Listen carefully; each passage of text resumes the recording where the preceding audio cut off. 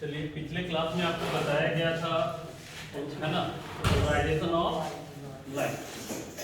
ठीक है, तो पोलराइजेशन ऑफ लाइट में हमने आपको सबसे पहला बताया था अनपोलराइज्ड लाइट। कौन सा लाइट? Unpolarised light. ठीक है, और अनपोलराइज्ड लाइट किसे कहते हैं? तो बताया थे जिसमें पार्टिकल सभी डायरेक्शन में क्या करता है, वाइब्रेट करता है, तो उसको हम लोग कहते हैं अनपोलराइज्ड लाइट, अध्रुवित प्रकाश। अध्रुवित प्रकाश। फिर हमने बताया था प्लेन पोलराइज्ड, यदि जब कोई पार्टिकल किसी एक प्लेन पे वाइब्रेट करता है तो उसको हम लोग क्या कहते हैं, प्लेन पोलराइज्ड। और इसके बाद बताया गया था पोलराइड। बताया गया था पोलराइड क्या है?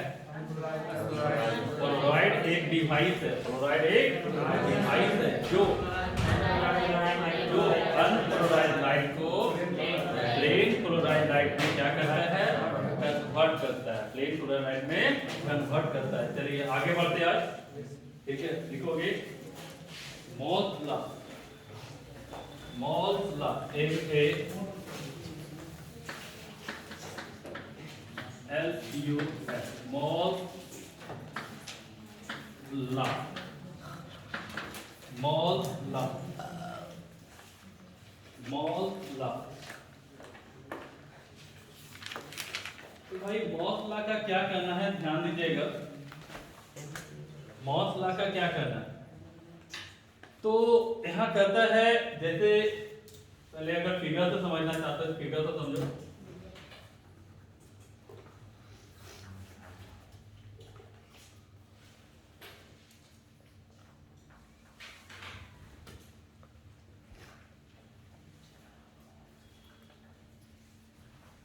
देखो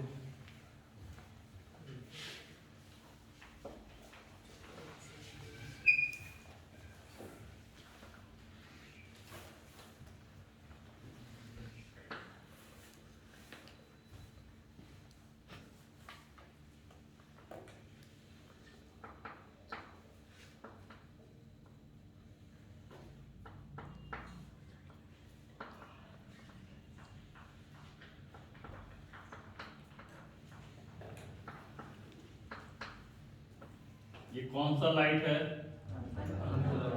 अनपोलराइज्ड लाइट। लेकिन यही चीज अगर आपसे 2 दिन पहले पूछते तो कुछ पता चलता कि ये क्या है, है ना? कुछ भी पता चलने वाला, लेकिन आज इसका मीनिंग समझ में आ रहा है कि ये है क्या, अनपोलराइज्ड लाइट। तो इसका मतलब ये हो गया कि प्लेन में, इसका मतलब प्लेन पर, ये ना। और इसको हम किससे पास करवा रहे थे? पोलराइड। पोलराइड क्या है? ये एक डिवाइस है, जिससे हम अनपोलराइज्ड लाइट को क्या करवाएंगे, पास करवाएंगे। किससे? है ना, इससे। तो आपका क्या होगा, प्लेन पोलराइज्ड लाइट में पास, है ना, कन्वर्ट करेगा। तो प्लेन पोलराइज्ड।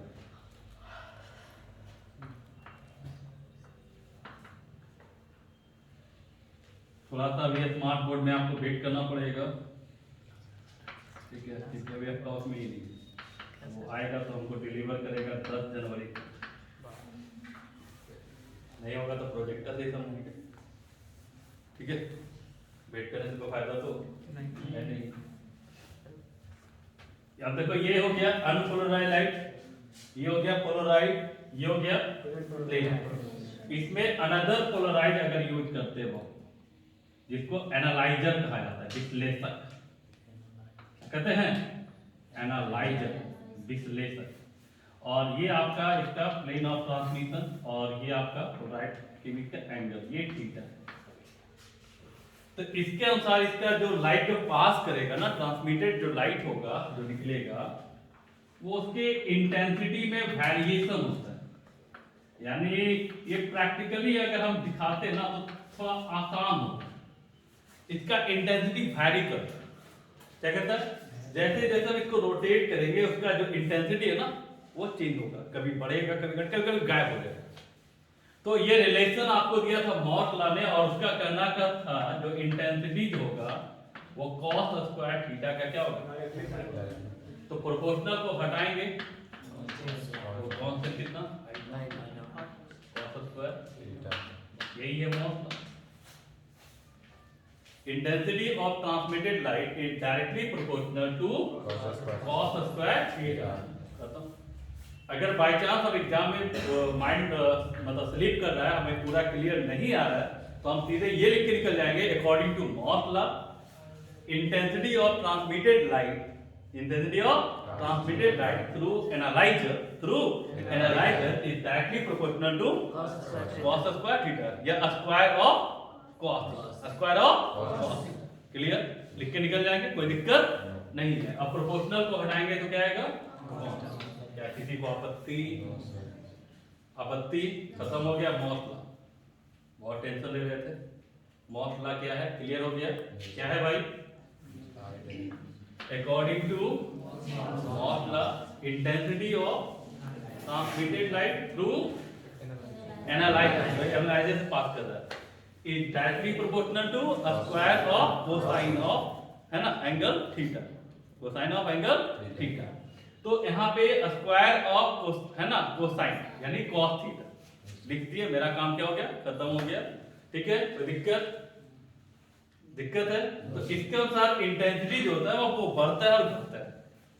इसका भी एक प्रैक्टिकल वीडियो हमारे पास है ना। कुछ सिलेक्टेड पॉइंट हम रखे ताकि समझने में थोड़ा आसान हो। तो लाइट को एक से पास करवाएगा, मान लो ये लेजर बीम है और ये आपको एक रखेगा डिवाइस, उसको रोटेट करेगा। रोटेट करने से क्या दिखेगा ना कि इसका इंटेंसिटी कभी बढ़ रहा है, कभी घट रहा है, कभी जीरो हो जाता है। आप जीरो करना cos 90 एक्स में क्या होगा? ये तो ये जो वेरिएशन है इसको आपको दिया था किसने? लिखोगे लिखोगे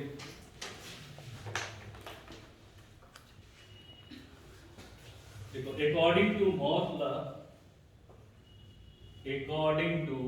Moore's law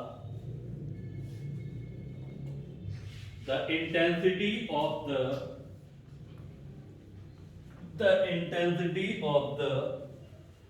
polarized light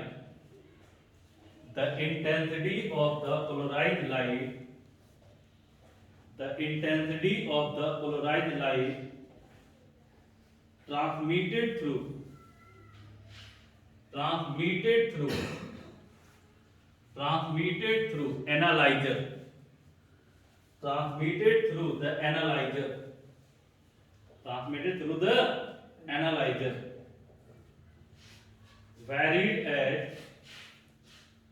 varied at the square of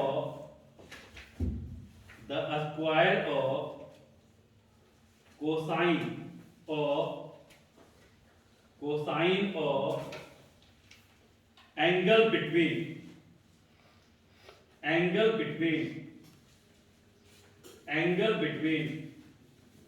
plane of transmission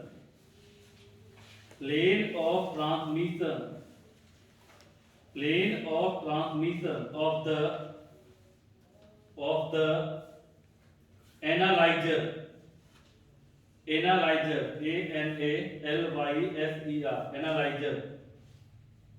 analyzer and the plane of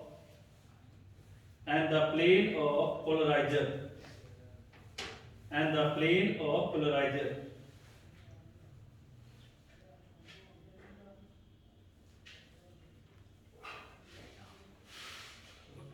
हो गया।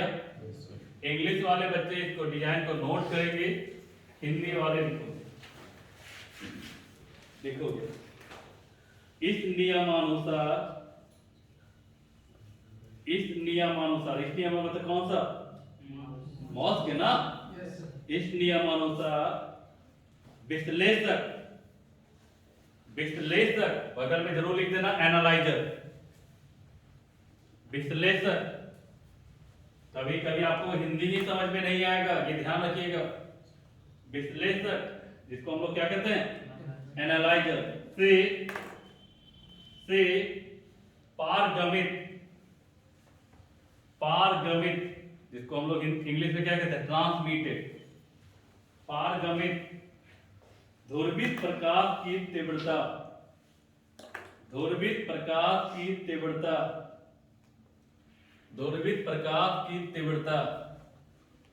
ध्रुवक, ध्रुवक, ध्रुवक एवं एवं एवं पारगमन तलों के, पारगमन तलों के बीच, पारगमन तलों के बीच के कोण की, के कोण की कोज्य, कोज्य के वर्ग के वर्ग के समानुपाती, वर्ग के समानुपाती होती है, होती है, होती है।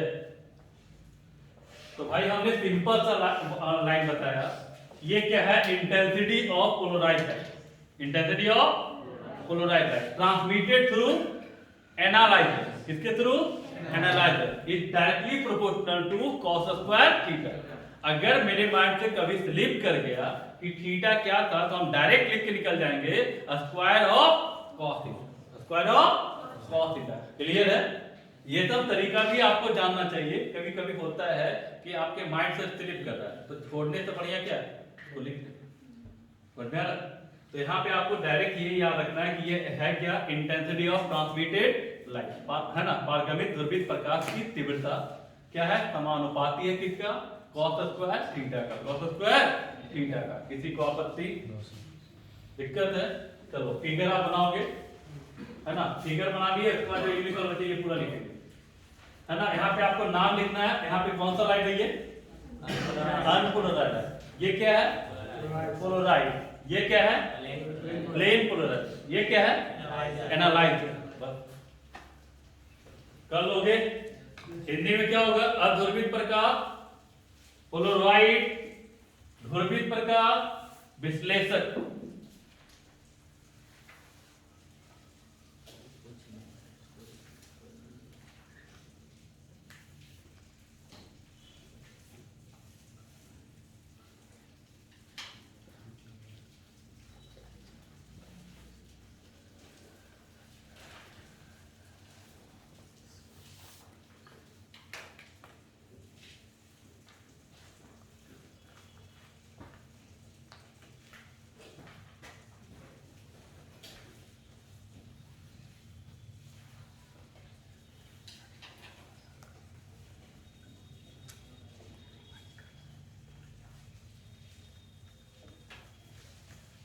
हो गया?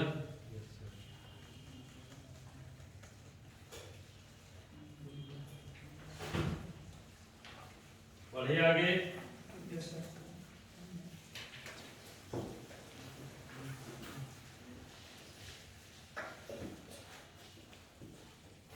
याद हुआ कि नहीं हुआ? ये शॉर्ट क्वेश्चन है, बीबीआई शॉर्ट क्वेश्चन है। यहाँ से हम क्या क्या बता रहे हैं? ये कौन सा लाइट है? Intensity of transmitted light through analyser, through directly proportional to cos square theta, cos square theta. Clear है? कोई दिक्कत? चलिए आगे बढ़े। इसके बाद हम लोग का है लास्ट पॉइंट, ब्रिस्टर्स लॉ। कौन सा लॉ? ब्रिस्टर्स लॉ, ब्रूस्टर का नियम। हिंदी में लिखते हैं Brewster, BREWSTER, ब्रिस्टर्स law, BREWSTER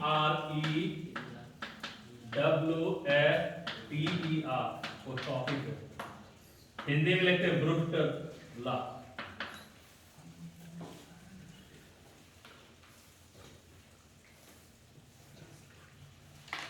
Brewster's law. भाई यहां देखो, बस सिंपल सी बात, बस इसको लिखो, ये Brewster's law. According to Brewster's law, refractive index of transparent medium, refractive index of transparent medium is equal to tangent, equal to tangent. और आईपी होता है, इसको कहते हैं एंगल ऑफ, है ना, पोलराइजिंग एंगल। कौन सा एंगल? पोलराइजिंग एंगल, है ना, ध्रुवक कोण, ध्रुवक कोण। ठीक है, फिर से एक बार पढ़ो, क्या है ये? According to refractive index of a transparent medium, refractive index of a transparent medium is equal to tangent equal to tangent of polarising angle, tangent of polarising angle, है ना। अब आपको यहाँ माइंड में क्वेश्चन पूछेगा कि सर पोलराइजिंग एंगल क्या होता है, पोलराइजिंग एंगल क्या होता है ना।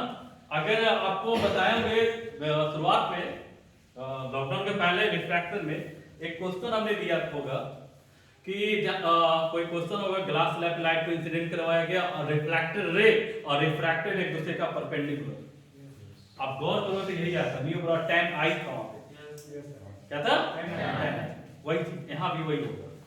तो यहां होता क्या है, देखो डेफिनेशन तो लिखा जाएगा, यस सर, डेफिनेशन लिखा जाएगा, कोई दिक्कत।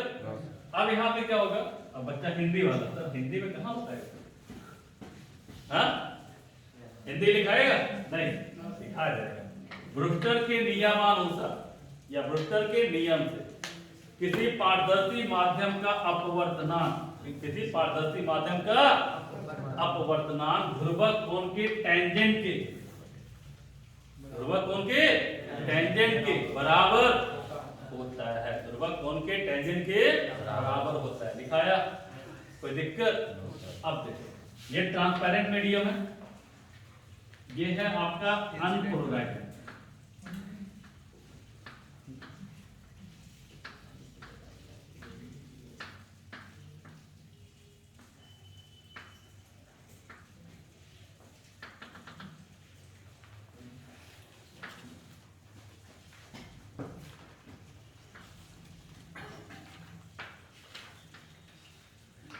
और ये दूसरे का क्या होता है, perpendicular,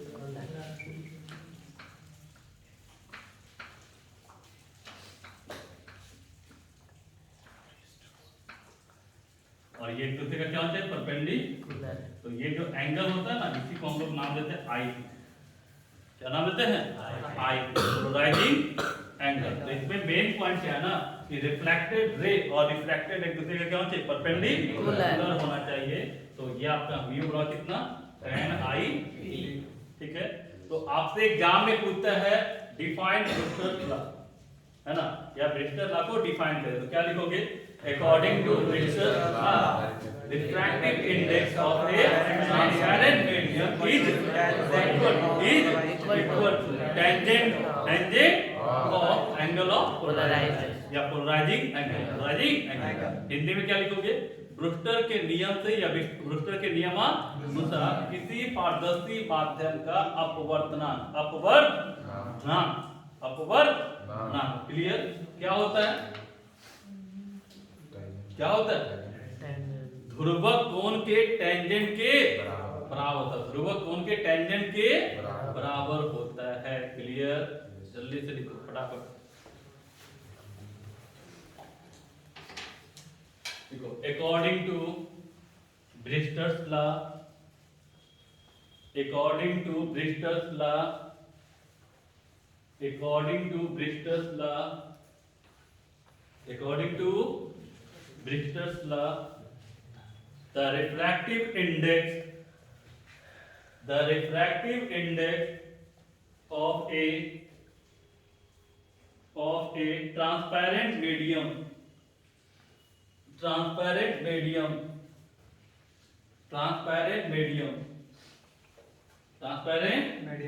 is equal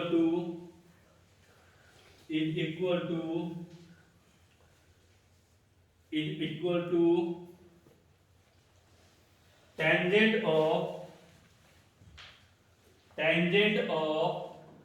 polarizing angle, polarizing angle, polarizing angle, polarizing angle। English वाले बच्चे बाय ब्रूस्टर्स लॉ ये नोट कर लो और ये डिजाइन बना लो, ठीक है। हिंदी वाले बच्चे देखो, ब्रूस्टर का नियम, ब्रूस्टर का नियम,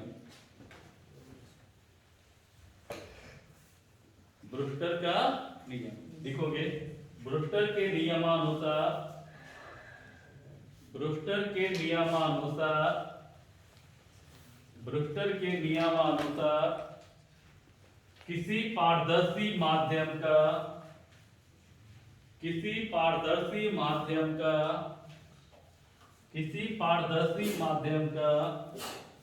अपवर्तनांक